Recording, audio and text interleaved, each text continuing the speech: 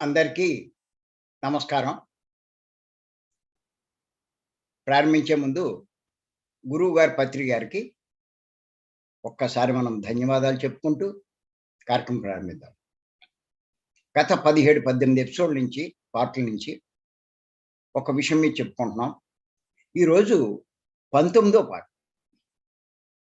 ఏమిటి టాపిక్ అంటే పత్రి గారు చెప్పినటువంటి విషయం.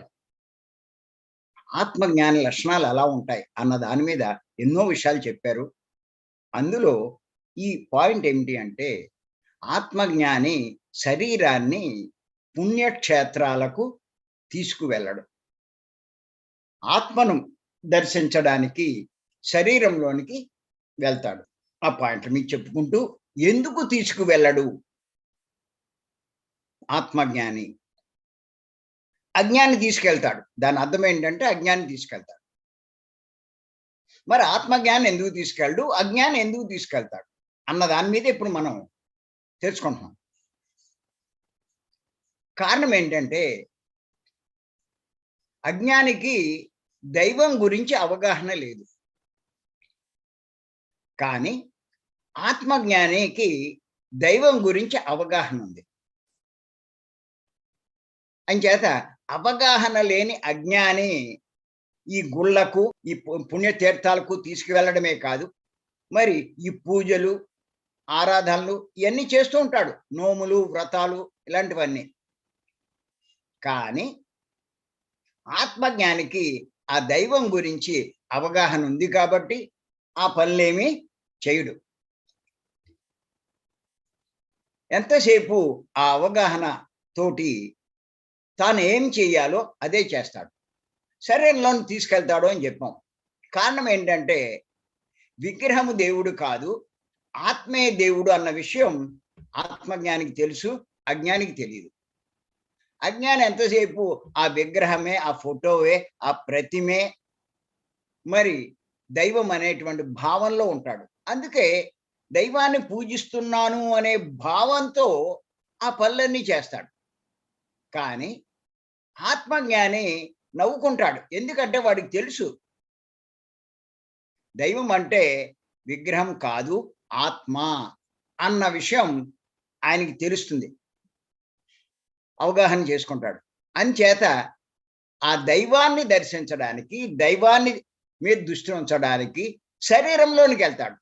కారణం ఏంటంటే ఆత్మ అంతటా ఉంది, సర్వత్రా ఉంది, అన్నిట్లోనూ ఉంది, తనలోనూ ఉంది.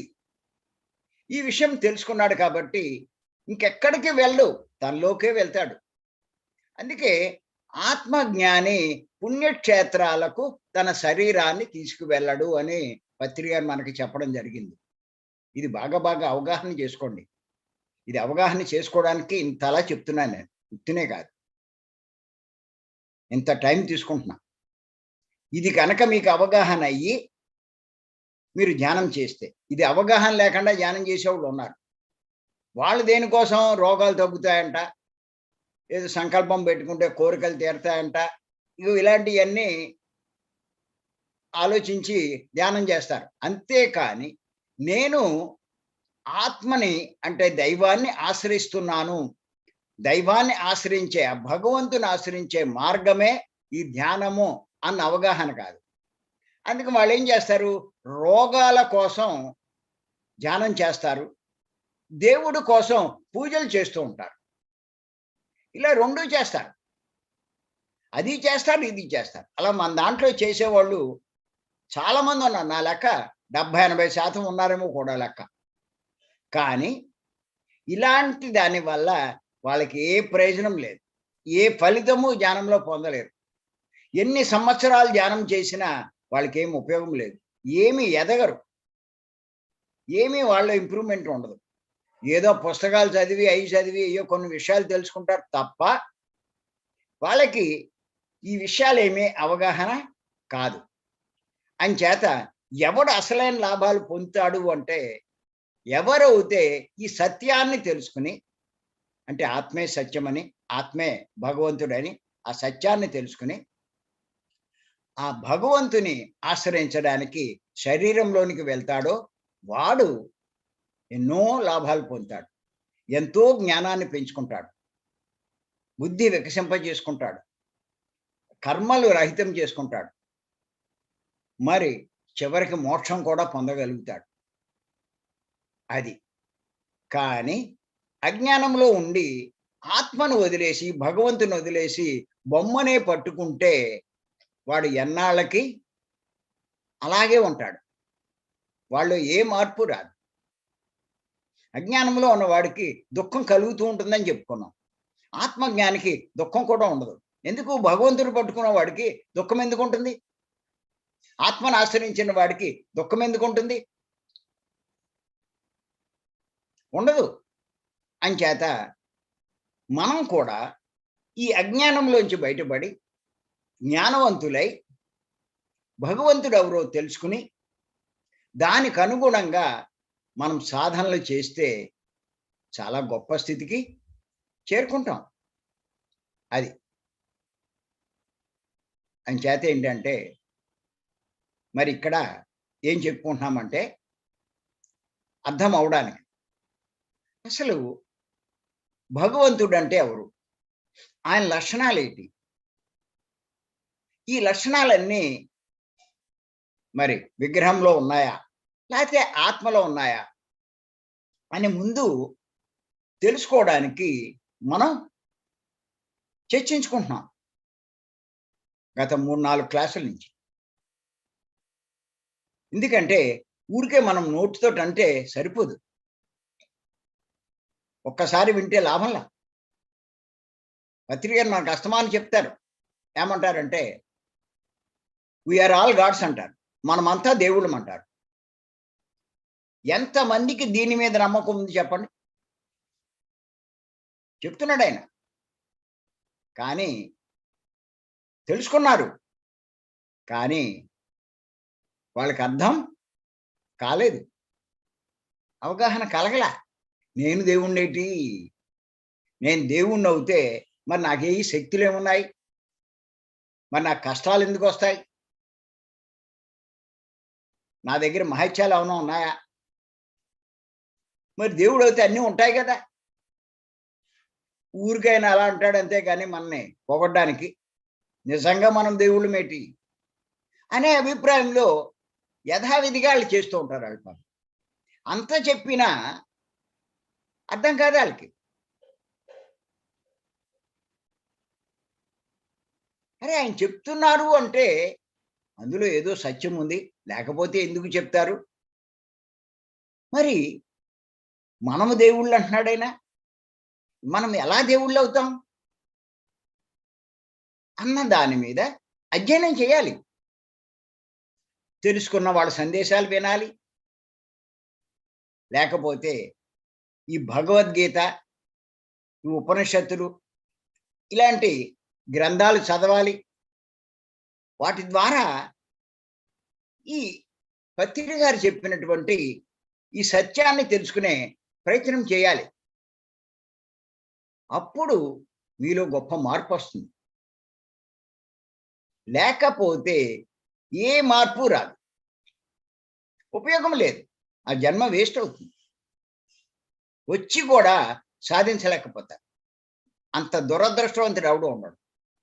ఈ జ్ఞాన మార్గంలోకి రాకపోతే అది వేరే సంగతి, వచ్చినా కూడా ఏం ఉపయోగం లేదు. అంచేత మరి అసమస్య కాదండి. సరే అండి, మేము ఎంత ఆలోచిస్తున్నాం మాకేమీ ఎక్కట్లేదు అంటే దానికి కారణం ఉంది. ఏమిటంటే మీ బుద్ధి వికసింపకపోవడం. నేను మొదటి నుంచి చెప్తున్నాను. మీరు అనుకుంటారు నాకేం బుద్ధి లేకపోవడం ఏంటి, బుద్ధి వికసించకపోవడం ఏంటి. ఒక్కొక్క పాయింట్ని మీరు ఎంత లోతుగా ఆలోచించగలిగితే, పత్రిక గారు ఒక కోణంలో చెప్తారు, మనం ఇంకో కోణంలో తెలుసుకోగలగాలి దాని అర్థాన్ని. అలా ఒక్కొక్క మహానుభావుడు ఒక్కొక్క కోణంలో చెప్తారు. మరి అలా మనం కూడా చెప్పగలగాలి. అలా చెప్తే ఖచ్చితంగా మన బుద్ధి వికసించినట్టే. వాళ్ళు చెప్పింది అది కూడా మనకు అర్థం కాదు బుద్ధి వికసించకపోతే. అంచేత పత్రి గారు చెప్పారు,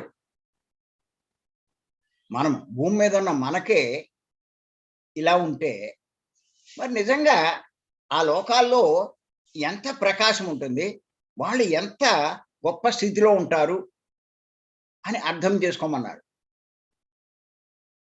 కానీ అలా చెప్తే మన వాళ్ళకి అర్థం కాదు. అందుకనే ఆ విషయాన్ని ఇప్పుడు ఇందాక నేను ఆ రకంగా చెప్పాను. అంచేత ఆ భగవంతుణ్ణి తక్కువ అంచనా వేయకండి.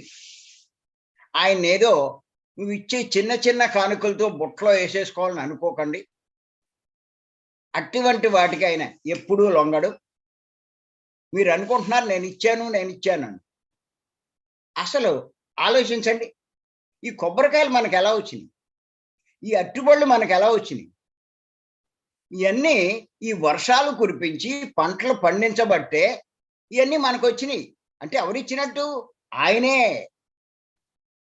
ఆయన ఎన్నో మనకిస్తే అందులో 2 అరటిపళ్ళు, 4 కూడా ఎవరు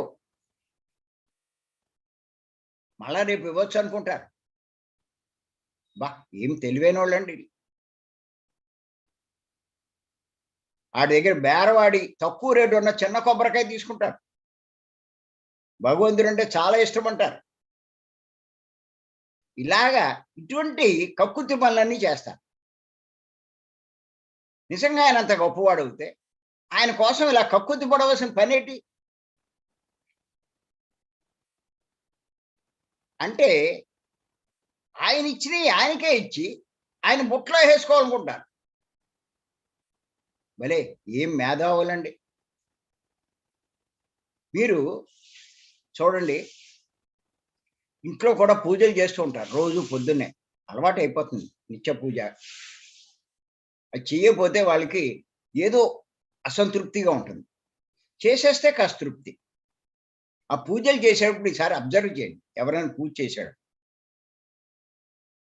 మీ భర్త కానీ భార్య కానీ ఎవరైనా సరే చూస్తే భలేగా ఉంటుందిలేండి ఆ పూజ చేసేటప్పుడు. నేను మొదట్లో ఇవన్నీ గమనించలేదు, నేను చేసినోడ్నే. తర్వాత ఇవన్నీ అర్థమయ్యాక గమనించడం మొదలెట్టా. అప్పుడు నాకు అర్థమైన ఇవన్నీ ఏం చేస్తారంటే మీరు చూడండి, ఆ పూజలు చేసేటప్పుడు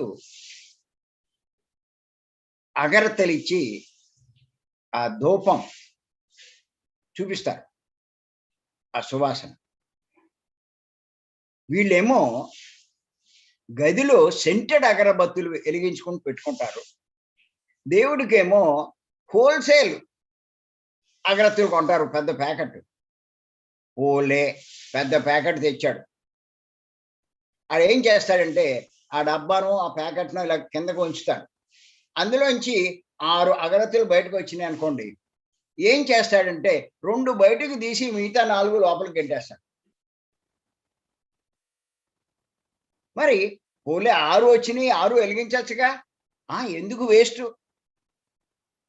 రేపు వెలిగిద్దాం, ఇంకో 2 రోజులు వెలిగిద్దాం. అది వాడు ఉద్దేశం. మరి దేవుడి దగ్గర ఎంత కక్కుర్తి పడుతున్నాడో చూడండి. ఇలాంటి కక్కుర్తి వాడికి దేవుడు ఏమిస్తాడు చెప్పండి? దేవుడిని అర్థం చేసుకోడు, దేవుడి గురించి అవగాహన చేసుకోడు, దేవుడు ఎవరో తెలీదు, ఆయన ఎక్కడుంటాడో తెలీదు, ఆయన ఏం కోరుకుంటాడో తెలీదు, దేనికి ఆయన వశుడవుతాడో తెలీదు. ఎంతసేపు ఇవన్నీ చేస్తూ నేను ఇన్ని చేస్తున్నాను కాబట్టి ఆయన నాకు ఇష్టం అంటాడు. తనకు ఆయన ఇష్టమే, ఆయనకి తాను ఇష్టడయ్యాడా? ఇది ఆలోచించడు. ఆలోచించండి. దేవుడు మీకు ఇష్టం అయితే సరిపోతుందా? లేకపోతే మనం ఆయనకి ఇష్టలు అవ్వాలా? ఎవడి జీవితం ధన్యమవుతుందంటే భగవంతునికి మనం ఇష్టలైనప్పుడే మన జీవితం ధన్యమవుతుంది. ఇది తెలుసుకోండి. ఈ విషయము తెలీదు, ఆయనకి ఇష్టలు అవ్వాలంటే ఏం చేయాలో కూడా తెలీదు. అంచేత ఇవన్నీ తెలుసుకోవాలి. దైవం విషయంలో. ముమ్ముడు వరం బాలయోగి ఉత్తినే చెప్పలా. కోటి సూర్యుల కాంతి కలిగిన వాడు ఆ భగవంతుని ఎన్ని తెలివితేటలు నీకే ఎన్ని ఉంటే నువ్వేం ఆయన సృష్టించలా. ఆయనే నిన్ను సృష్టించాడు, నిన్ను కాదు, నీలాంటి వాళ్ళని 84 లక్షల రకాలని సృష్టించాడు. మరి ఆయన మేధస్సు ఎంత ఉంటుంది? నీ శరీరంలో ఉన్న భాగాలన్నీ అమరికలు చేసి ఇన్ని చేసి ఈ సృష్టి చేయగలిగాడు అంటే ఆయన ఎంత మేధావండి. ఆయన అట్టుబళ్ళు కొబ్బరికాయలతో వశం చేసేసుకుంటావా? అబ్బా, ఏం తెలివైనోడే బాబు నువ్వు. నేను కూడా గమనిస్తున్నాను, చాలా మందికి ఈ జుట్టు కొంచెం చుండ్రట్టి ఇవన్నీ పడుతుంది. అప్పుడు ఈ జుట్టు అంతా తీసేస్తే మళ్ళా ఒత్తుగా వస్తుంది. అందుకని చెప్పి ఏం చేస్తాడంటే ఈ జుట్టుని మొక్కేస్తాడు. మరి జుట్టుని మొక్కుతున్నాడు కానీ ఓ ఏలును కానీ కాలును కానీ మొక్కుతాడా? చచ్చినా మొక్కడు. ఏం చేత? ఏలు ఇచ్చేస్తే మళ్ళా రాదు, జుట్టు ఇస్తే ఇంకా ఒత్తుగా వస్తుంది అందంగా. బా, ఏం మేధావులండి వీళ్ళంతా. క్యూ కట్టి మరీ ఇస్తారు. అది సరే, ఏదైతే ఇప్పుడు మనం కొన్ని విషయాలు తెలుసుకుందాం. దైవం గురించి తెలుసుకోవాలి. మరి తెలియకపోతే ఇలాగే అజ్ఞానంలో ఎన్నో పనులు చేస్తూ ఉంటాం. అది మరి దైవం ఆయనకు రాగద్వేషాలు ఉండవు, గుర్తుపెట్టుకోండి. మనం 22వ పాయింట్ మనం రాసుకున్న వాటిలో ఆయనకు రాగద్వేషాలు ఉండవు. అంటే ఎవరి మీద అనురాగం ఉండదు, ఎవరి మీద ద్వేషం ఉండదు. అంటే ఎవరి పట్ల శత్రుత్వం ఉండదు, ఎవరి పట్ల మిత్రత్వం ఉండదు. ఆయనకు అందరూ సమానం. అంటే పూజ చేసిన వారిని ఒక రకంగా, చేయని వారిని ఇంకొక రకంగా చెయ్యడు అని అర్థం. చాలా మందికి పూజ చేయకపోతే ఆయన కోపం వస్తుందేమో అని భయపడతారు. రోజు చేస్తారు అలవాటు ప్రకారం. ఏదైనా ఒక రోజు మానేయవలసి వస్తే లోపల చాలా శంక, ఏమో దేవుడు కోపం వస్తుందేమో అని. రోజు గుడికి వెళ్తాడు, ఒక రోజు గుడికి వెళ్ళకపోతే లోపల శంక. గుళ్ళో రోజు కొబ్బరికాయ ఇస్తాడు, ఓ రోజు కొబ్బరికాయ ఇవ్వలేదు అనుకోండి, వాడికి శంకే, దేవుడు కోపం వస్తుందేమో. రోజు డిబ్బీలో 10 రూపాయలు వేస్తాడు, ఆ రోజు జేబులు వేసుకురాలేదు, వేయలేదు అని చేత మళ్ళా భయమే, దేవుడు కోపం వస్తుందేమో, రోజు వేసేవాడిని అని చేత మర్నాడు వేస్తాడంటే దాన్ని పెనాల్టీ కట్టి ఆ రోజు 10, ఈ 10 వేయలేదు కాబట్టి నిన్న ఇంకో 10 కలిపి మొత్తం 30 రూపాయలు వేస్తాడు. అప్పుడు కానీ అది తృప్తి ఉండదు. ఇలాంటి పనులన్నీ చేస్తారు. అంటే ఆయనకి ఇలాంటి చెయ్యకపోతే కోపం వస్తుందేమో అని చెప్పి భయం. కానీ ఆయన ఇటువంటి ఏమీ పట్టించుకోడు, గుర్తెట్టుకోండి. పూజ చేసిన వారిని ఒక రకంగా, కానుకలు ఇచ్చిన వారిని ఒక రకంగా, ఎక్కువ ఇచ్చిన వారిని ఇంకెక్కువగా. ఆ పని చేసేది మీ గుళ్ళో పూజారి చేస్తాడు. నువ్వు 100 రూపాయలు రోజు వచ్చినప్పుడు ఓ 200 ఆయన చేతిలో పెట్టావనుకోండి, అందరినీ పక్కకు గంటి ఆయన ఎదర తీసుకొస్తాడు.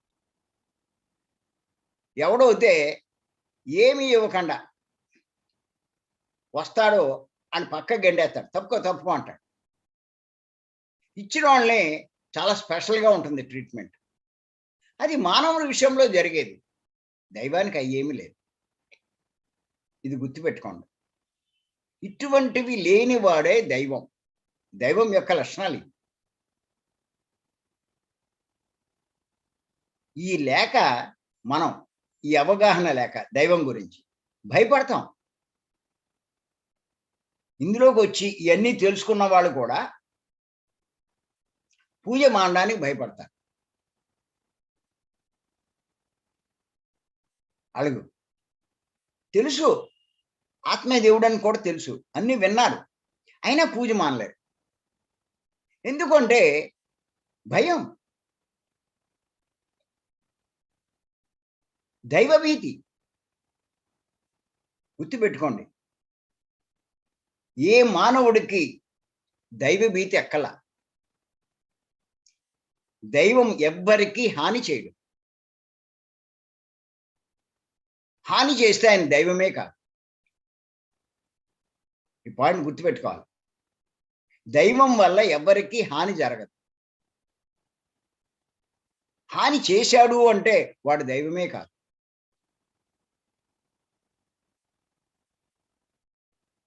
దేవతలంతా ఉపకారం చేస్తారనుకుంటాం, రాక్షసులంతా అపకారం చేస్తామనుకుంటాం. దేవతలే ఉపకారం చేస్తే దేవుడు ఎందుకు హాని చేస్తాడు? దేవుడికి భయపడవలసిన పని లేదు. విచిత్రం ఏంటంటే మానవుడు దేనికి భయపడాలో దానికి భయపడ్డాడు, అక్కర్లేని దానికి భయపడతాడు. నిజంగా మానవుడు దేనికి భయపడాలి? పాపం చేయడానికి భయపడాలి. ఇంచేత పాపం చేస్తే కష్టాలు వస్తాయి, దుఃఖం వస్తుంది, అంచేత దానికి భయపడాలి. కానీ విచిత్రం ఏంటంటే మానవుడు పాపం చేయడానికి భయపడ్డు, దైవానికి భయపడతాడు. ఎంత విచిత్రమో చూడండి. అంటే మానవుడికి ఉండవలసింది పాపభీతి, అంతేగాని దైవభీతి కాదు.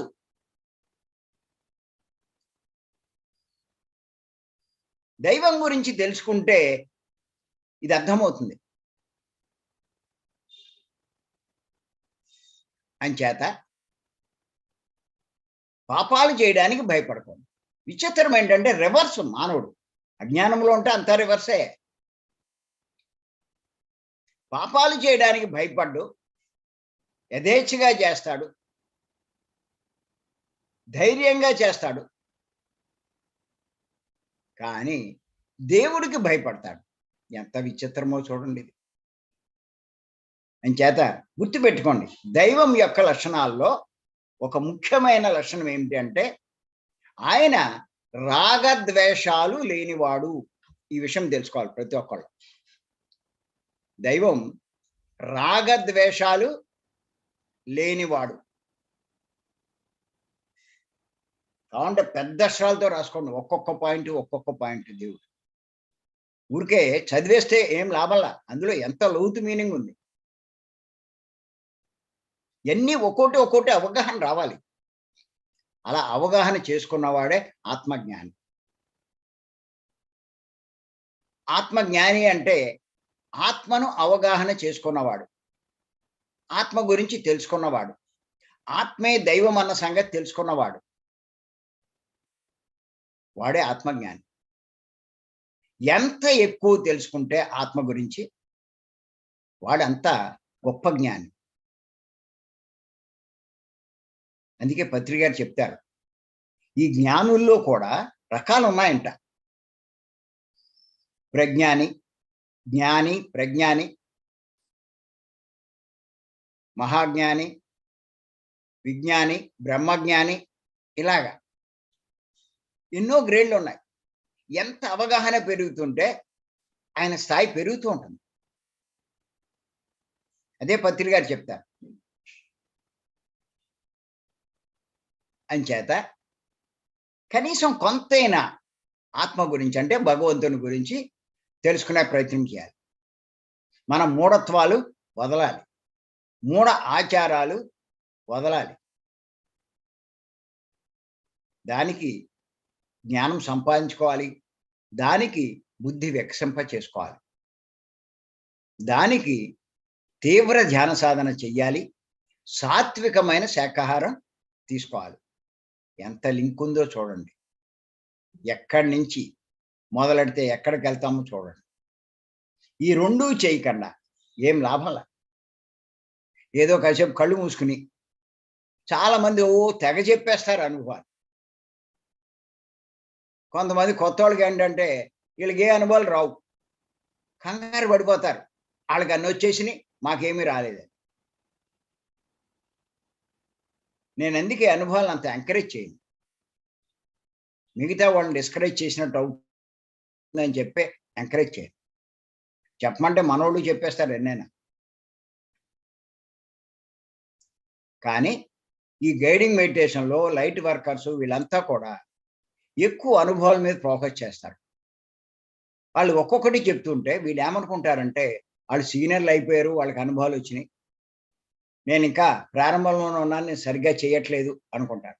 అడుగుతారు వాళ్ళని మాస్టర్ని, ఏమంటే నాకు రావట్లేదు అంటే, నీ సాధన సరిపోవట్లేదమ్మా, నువ్వు సాధన బాగా పెంచుకో, కరెక్ట్ సాధన చెయ్యి అంటారు. వాళ్ళు చెప్పేది ఏదో కరెక్ట్ సాధన అన్నట్టు. వాడికి వచ్చింది అనుభవం కాదు, అది అనిపించింది. అనిపించడం వేరు, అనుభవం వేరు. అది అంచేత ఇవన్నీ తెలుసుకోవాలి మనం అసమర్షిగా. అంచేత ఈ ఒక్క పాయింట్ గుర్తుపెట్టుకోండి. భగవంతుడు రాగద్వేషాలు లేనివాడు, బండ గుర్తు. ఆయనకి మనమేమీ భయపడక్కర్లేదు. ఆయన ఏం చేశాడు అంటే సృష్టిలో ఒక నియమం పెట్టేశాడు, ఒక సిద్ధాంతాన్ని తయారు చేశాడు ఆయన. ఏమిటి ఆ సిద్ధాంతం అంటే కర్మ సిద్ధాంతం.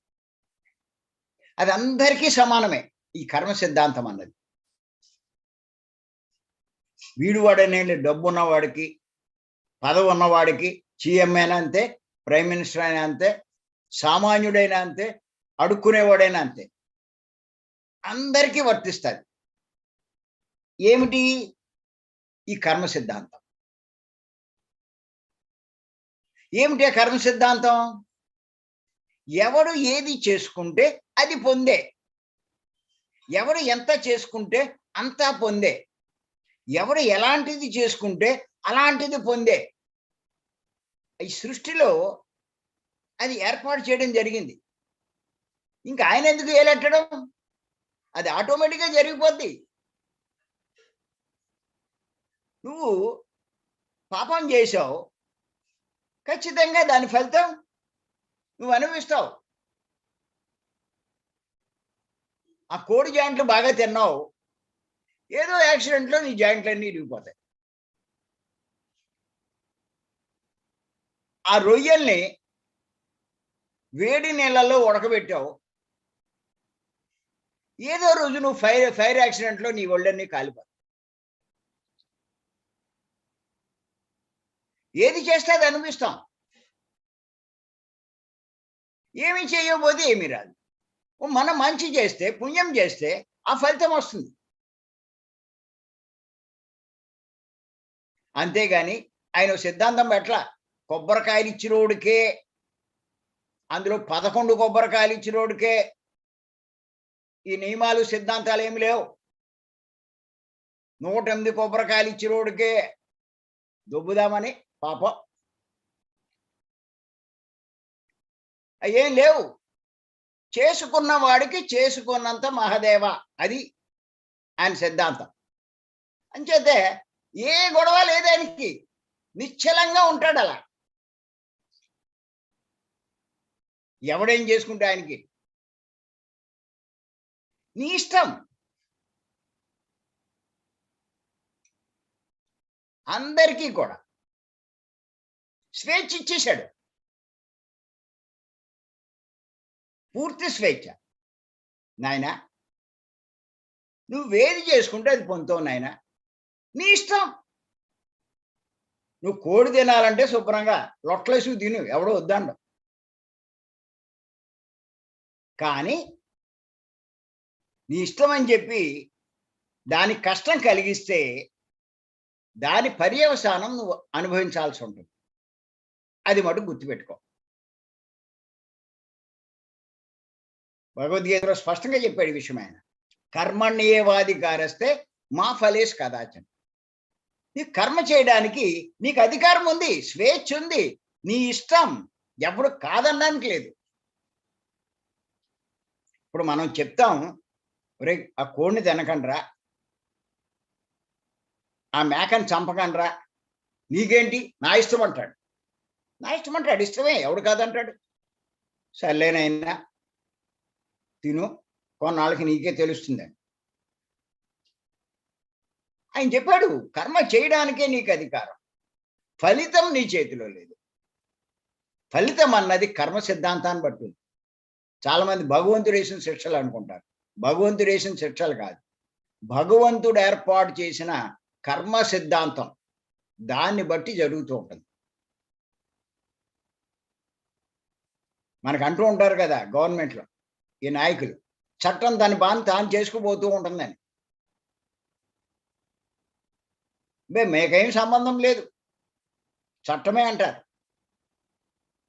అలాగే ఇది ఓ చట్టమే, భగవంతుడు ఏర్పాటు చేసింది. ఇక్కడ చిన్న చిన్న చట్టాలు చేస్తారు, భగవంతుడు విశ్వం అంతా కలిపి ఒక చట్టం తయారు చేశాడు. దానికి అనుగుణంగా జరిగిపోతాయి. ఆయనకి ఎందుకు ఇంకా అది. అంచేత చేసే విషయంలో చాలా జాగ్రత్తగా ఉండాలి. నువ్వు చెయ్యకూడని పనులు చేస్తే నువ్వు భయపడాలి, చెయ్యవలసిన పనులు చేస్తే భయపడవలసిన పనేమి లేదు. నువ్వు చెయ్యవలసింది చేయకుండా ప్రత్యేకించి స్పెషల్ కోరికలు కోరితే ఏం ప్రయోజనం లేదు. ఇంటికాడ రోజు కోళ్ళు తింటూ గుడికో కొబ్బరికాయ కొట్టే పట్టుకొచ్చేసి నా పాపాలు క్షమించు తండ్రి, పాపం మళ్ళా తినేద్దామని. ఇంకా కొంతమంది చాలా తెలివైన వాళ్ళు, ముమ్మడివరం బాలే ఉత్తినాల్లా, వాళ్ళు ఏం చేస్తారంటే గుడికి వెళ్ళిన రోజున ఆ రోజు మాంసం తినరు. ఎంచేతంటే గుళ్ళో దేవుడు ఉంటాడు కాబట్టి ఆడు తినేసి కనుక వస్తే ఆయన ఆ వాసన పసిగడతాడేమో అని చెప్పి, నేను అమాయకుణ్ణి, నాకేం తెలీదు, నేనేమి చేయలేదు అని అక్కడ బిల్డప్ అన్నమాట.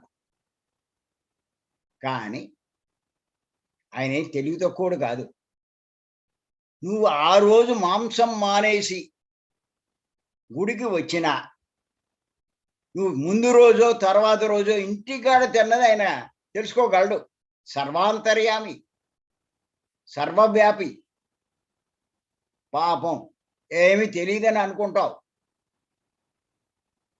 భగవంతుని తక్కువ అంచనా వేయకండి. మీరు అనుకుంటారు ఆయన గుళ్ళో పెట్టేశాం, తలిపేసాం, ఇంక మనకేం తెలియదు అనుకుంటారు. అబ్బా, ఇంక మనం బయట ఏం చేసుకున్నా పర్వాలేదు. అందుకే మీరు చూడండి, గుళ్ళో ఉన్నప్పుడు ప్రతి ఒక్కరిని గమనించండి, ఎంత వినయంగా ఉంటారో, ఎంత ఒబీడియంట్గా ఉంటారో. చూసేవాళ్ళు ఏమనుకుంటారంటే ఆ పట్టు పంచి ఇవన్నీ వేసుకుని పైన ఏదో ఇది వేసుకుని ఎంత భక్తుల్లా ఉంటాడో. బయటికి వస్తే ఆయన విశ్వరూపం కనబడతాడు. ఇవన్నీ ఆయనకి తెలియవా? అంచేత ఆ గుళ్ళో పెట్టేశాం, పైగా కొబ్బరికాయ కూడా ఇచ్చేసాం, 11 కొబ్బరికాయలు ఇచ్చాం. ఇంకా మననేమి పట్టించుకోడు, మనం ఏం పాపాలు చేసినా ఆయన ఏమి నోట్ చేయడు, మనం ఎన్నైనా చేయొచ్చు. అబ్బా, అంచేత అర్థం చేసుకోండి, ఇవన్నీ ఆషామాషి కాదు. ఇది మరి ఇన్ని రకాలు మన తెలివితేటలు ప్రయోగిస్తే లాభం లేదు. ముందు భగవంతుడి గురించి అవగాహన చేసుకోవాలి. అదే నేను చెప్తున్నాను. ఊరికే చదువుకు వెళ్ళిపోతే మీకేమర్థమవుతుంది? ఒక్కొక్క పాయింట్లో మనం తెలుసుకోవాల్సింది, విశ్లేషణ చేసుకోవాల్సింది ఎంత ఉందో, దానిలోని అంతరార్థం ఎంత ఉంటుందో అది. అందుకే పాయింట్లు చదువుకు వెళ్ళిపోవడం వల్ల ఉపయోగం లేదని మళ్ళీ నేను వివరించడం మొదలెట్టాను. ముందు ఒక 20 పాయింట్లు చెప్పుకున్నాం. తర్వాత ఒక 10 పాయింట్లు చెప్పుకున్నాం. ఆ 10 పాయింట్లు ఇప్పుడు వివరించుకుంటున్నాం. అది. చేత ఇవన్నీ అవగాహన ఉన్నాయి. సరే. 23వ పాయింట్ ఏమిటంటే భగవంతుని గురించి. జగన్నాటక సూత్రధారుడు.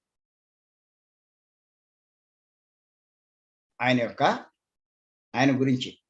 ఆయన జగన్నాటక సూత్రధారుడు. అంటే ఈ జగత్తు అనే నాటకానికి సూత్రధారుడు. జగత్ అంటే ఏంటనుకుంటున్నారు ఈ ప్రపంచం? ఇది ఒక నాటక రంగం. షేక్స్పియర్ చెప్పాడు కదా, all the world is stage, we are all mere actors, distract and fume, do our part and then depart అని ఎంత స్పష్టంగా చెప్పాడు. ఇదంతా ఒక నాటక రంగం. స్టేజ్ మీద నాటకం చూస్తే నిజంగా అక్కడ జరుగుతుంది అన్నట్టు అనిపిస్తుంది. నాటకం అయిపోతే ఏం కనపడదు. ఇప్పుడు ఎన్ని ఉన్నట్టుగా జరుగుతున్నట్టుగా అన్నీ కనిపిస్తాయి. ఈ నాటకం మన నాటకం అయిపోతే ఏముండదు మనకి. మనం నాటకంలో ఒక పాత్ర పోషిస్తున్నాం. ఒక స్త్రీ పాత్ర, పురుషుడి పాత్ర, భర్త పాత్ర, భార్య పాత్ర, పుత్రుడి పాత్ర, ఇవన్నీ పోషిస్తున్నాం. ఇదంతా నిజం అనుకుంటున్నాం. అది నిజంగా మనం భర్త అనుకుంటున్నాం, భార్య అనుకుంటున్నాం. వాడు అందులో పాత్రే, ఈవిడే అందులో పాత్రే. మీరు కాస్త ఆ సినిమాలు అబ్జర్వ్ చేయండి. సినిమాలో కొందరు నటీనటులు యాక్ట్ చేస్తూ ఉంటారు. ఆ సినిమాలో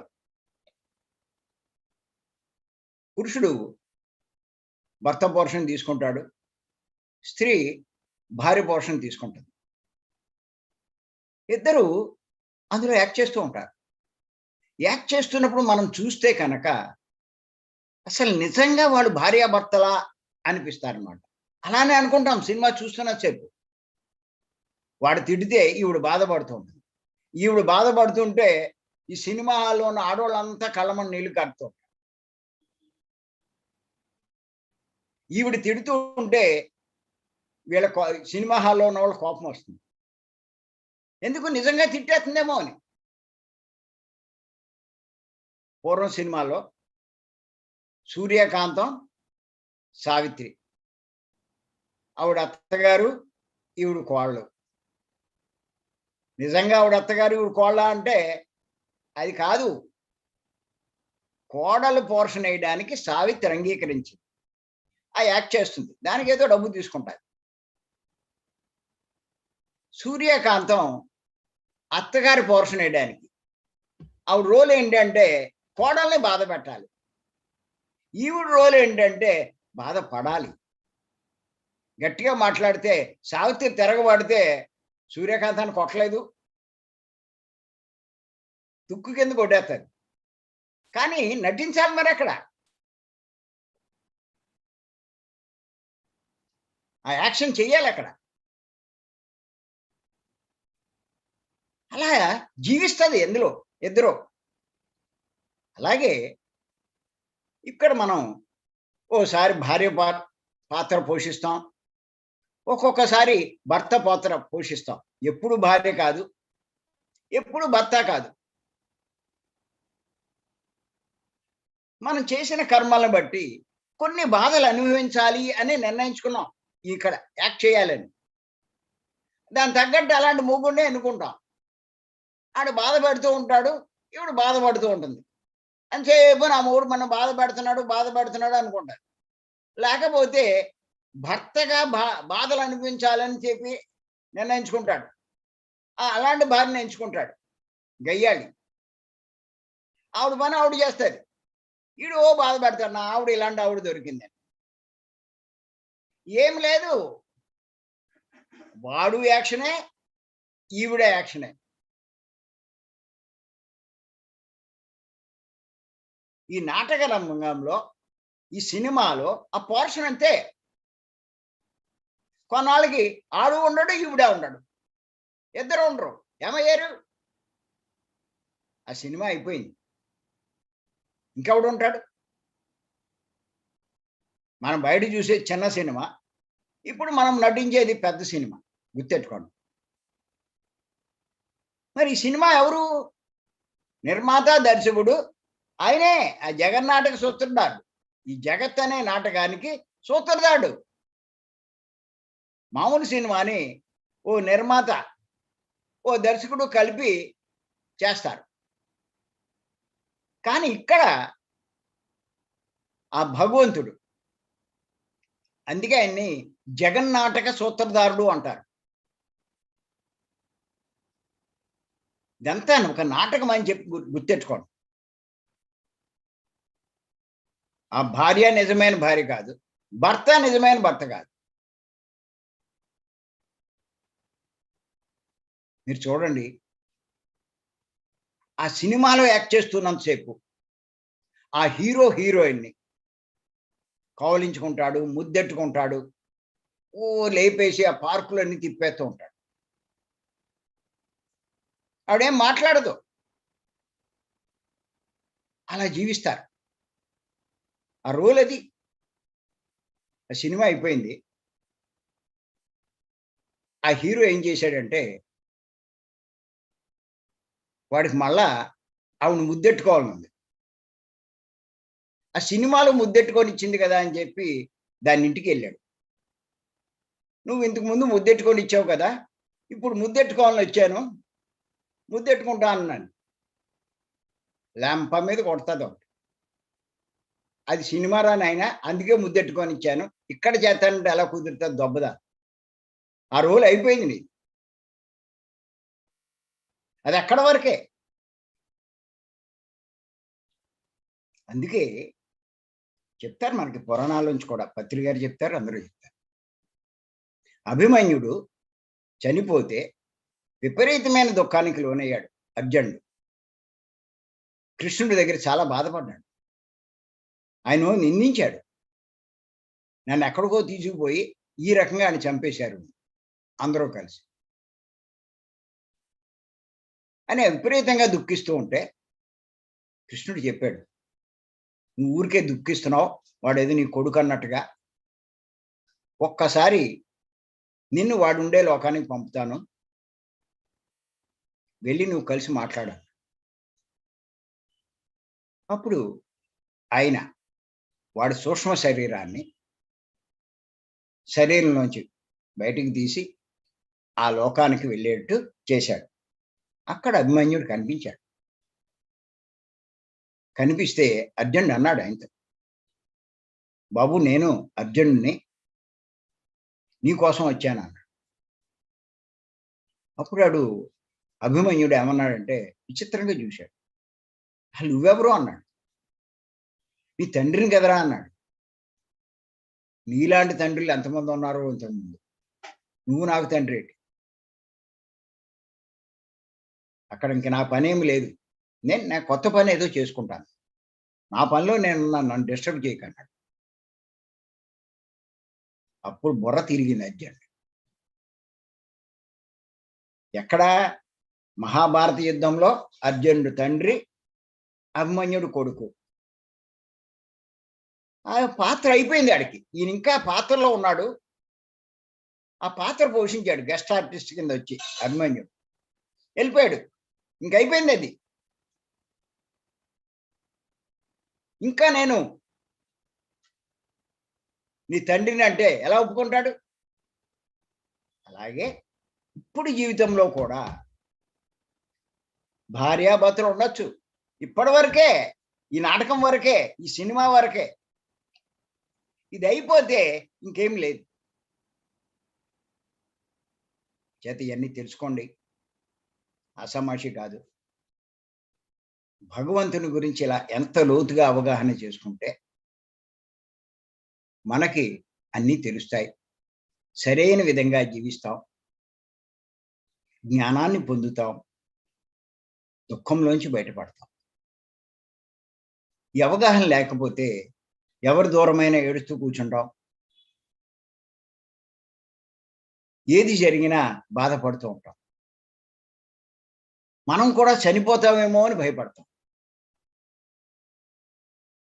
ఎవడో సినిమాలో నటించేవాడు ఇంకా సినిమా షూటింగ్ చివరికొచ్చేసిందని ఎవడు బాధపడ్డావు.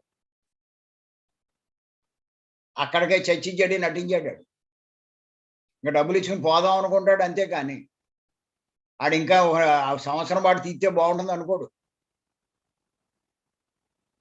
అలాగే మన పని అయిపోతే వెళ్ళిపోవడానికి చూస్తాం కానీ ఇంకా ఉండాలని చూసేవాడు అంటే ఆడు మూర్ఖుడు, అజ్ఞాని.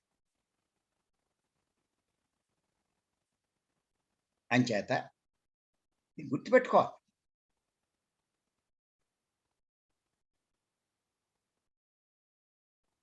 మరి పత్రి గారు చెప్తారు.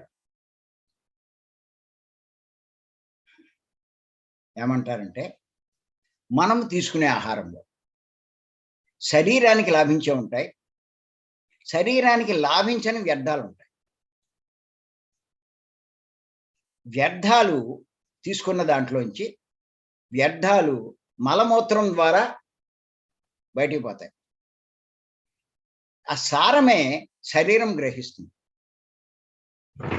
అలాగే నిత్య జీవితంలో మనం ఎన్నో విషయాలు గ్రహిస్తూ ఉంటాం. అందులో మనకి పనికొచ్చేవి ఉంటాయి, పనికిరానివి ఉంటాయి. పనికొచ్చేవన్నీ ఆత్మ గ్రహిస్తుందంట, పనికిరానివన్నీ కళల ద్వారా బయటికి గెంటేస్తున్నాయి. వ్యర్థ పదార్థాలు మలమూత్రాల ద్వారా ఎలా విసర్జింపబడతాయో అక్కలేని ఎన్నో విషయాలు నువ్వు డిసైడ్ చేసుకుని వచ్చి ఇవన్నీ తెలుసుకుని వచ్చి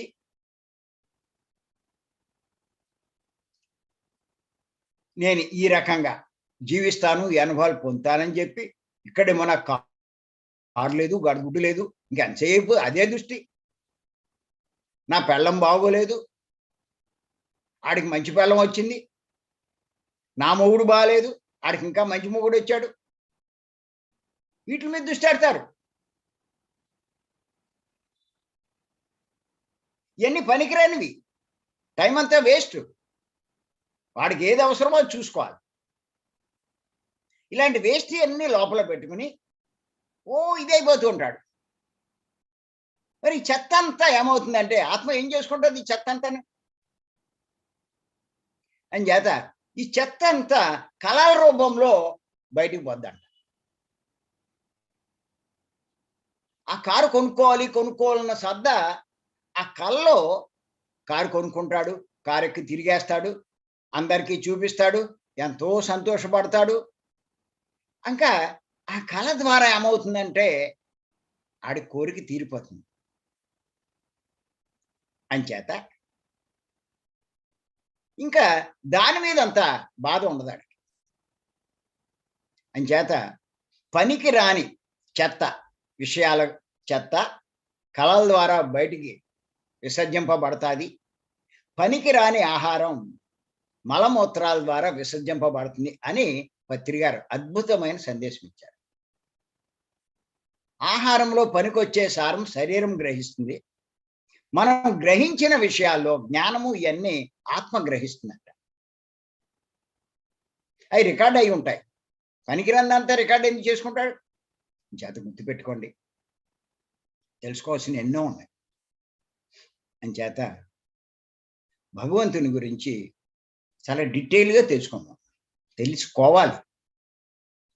ఎంత తెలుసుకుంటే లైఫ్లో మీరంతా జ్ఞానం పొందుతారు, సరైన దారిలో పయనిస్తారు, ఆనందంగా జీవిస్తారు. చేతన ప్రతి ఒక్కరికి చెప్పేది ఏంటంటే ఇటువంటి క్లాసులు మిస్ కాకండి. రేపు పొద్దున మనకి లాక్డౌన్లో ఎన్ని అయిపోయాక భీమవరం క్లాస్ కూడా స్టార్ట్ చేస్తాం. తప్పకుండా అందరూ అటెండ్ అవ్వండి. ఎన్ని క్లాసులకెళ్తే మీరంత జ్ఞానవంతులవుతారు. దుఃఖంలోంచి బయటపడతారు. అది. సాధన బాగా పెంచుకుంటారు. అలాగే పుస్తకాలు, నేను రాసిన పుస్తకాలు, పత్రి గారు రాసిన పుస్తకాలు కంపల్సరీ తెప్పించుకోవాలి ప్రతి ఒక్కళ్ళు. చదవాలి. అది. నేను రాసిన పుస్తకాలు రూ. 1600 40 పుస్తకాలొస్తాయి.